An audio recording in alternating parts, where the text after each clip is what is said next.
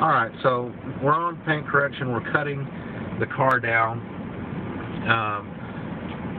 And even when you use a heavy cut, a lot of people tend to think, well, you just run a heavy compound across it, then you run this sort of compound with a lighter pad and then a lighter pad, and then you just polish it out. Actually, most detailers don't really even know that much about paint correction. But really what you're trying to do, and you have product after product after product that says, use this with this sort of pad, and as soon as you're done, it's ready for polishing.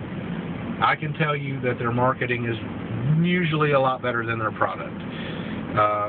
What I found in doing paint correction to actually get the paint looking right is there is no just 1, 2, 3 combination. There are some products out there I do like a lot better than others.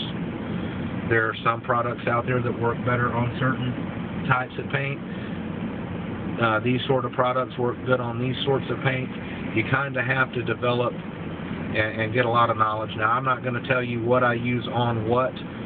If you're a high-end detailer, that is part of your profession, and your job is to go out and figure this stuff out. And typically, you probably wouldn't want to pay what I charge to teach you all that. Now, once you get you determine with all the knowledge, with all the factors I've kind of showed you or told you about, then you have to figure out, okay, what does this paint need? Where are the real trouble areas? So you want to go around the paint and find the worst areas. You find the worst areas and you start cutting those down. Maybe those are the ones that need need a heavier compound, a heavier cut. You'll want to go around and start dealing with those first. So I'll typically go around the vehicle and start dealing with those first. Of course, sometimes I get bored with that, so I'll just do it a panel at a time. You know, it really just depends. I'm not going to say there's a particular system for that. That particular the way I go around a car can depend depending on the vehicle I'm doing. If I'm more in a bluesy mood or more of a rock and roll mood that day, so to speak. Heck, it might even be the type of music I'm listening to that day. Of course, it can depend on other factors, like do I have guys while I'm doing paint correction, do I need to work on areas of the vehicle so they can get around and do what they need to do on other areas of the vehicle, things like that. But typically, you want to get your most troublesome spots, even if you're doing it panel by panel. Find your trouble spots and heavy cut those out. Usually, if you heavy cut them all the way out, it's best to go ahead and at least one pass of do a heavy cut on the entire car, paying attention to where if you notice any places that maybe have a little more built-up paint, and you can kind of learn to develop an eye for that by looking at the orange peel and the different things in the paint. You'll want to cut those down a little bit more. Your object is to get the paint just as smooth as it can be, just as smooth as a baby's butt. So your heavy cut, typically your paint's going to come out looking hazy.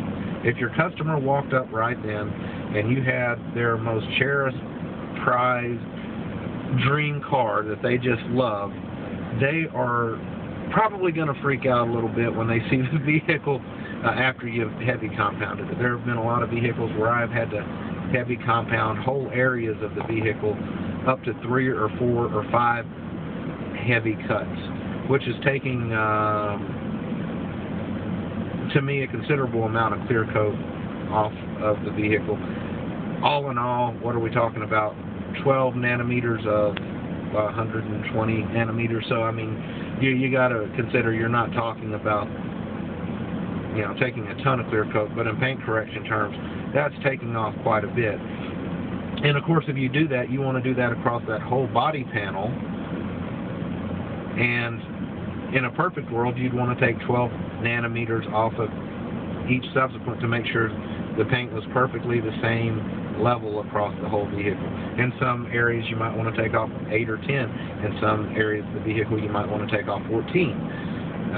Depending, and of course some of it depends on, do you have the tools available to actually be able to measure that. If you do, that does make it a little easier. If not, you got to depend on your eye, and you basically add to your time a little bit, the time it's going to take to make sure everything comes out the way it should. All of these factors are going in when you figure out what you got to do to the paint job. So you'll heavy cut them down as much as possible, but not any more than is needed. You want to do in a way, you want to be the lazy paint correctionist. I mean, it's a lot of hard work, but you don't want to do any more than is absolutely necessary to level that paint out. From there, after you have heavy cut the paint, you are going to start in subsequent steps, start polishing out the paint.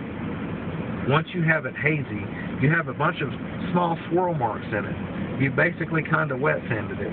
So the paint's not perfectly level, that's why it's not perfectly shiny, that's why it's got this hazy look to it. Well, what you got to remember is what you're doing now is slowly cutting the paint down so that it doesn't have the little ridges, which are only a couple of nanometers or something like that, in these little swirls. You're cutting those down to the lowest possible, so even though you would think you're polishing out, you're not adding, you're still taking away, and you're getting to the lowest part of those little swirl marks and no deeper. You want everything nice and perfectly level. So you may take a medium compound from there with maybe a heavy pad or maybe a medium pad, just depending on the paint, and a lot of times the temperature. There's a lot of different factors that go into what you might need to do, the paint job, the clear coaties, so on and so forth.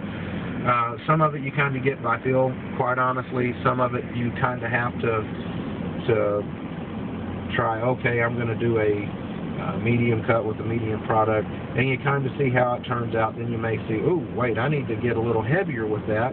That did some good, but it's not getting to where I need it to be.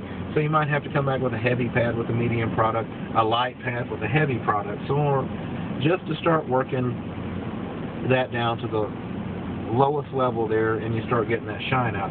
You might find that it's not as simple as running a medium across it and coming back because the bottle says it's now ready to polish, and you come back and polish it.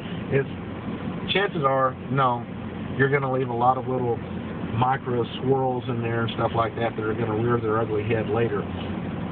I always like to say, if I get scratches out, they don't come back. And this is part of the process I go through to make that happen.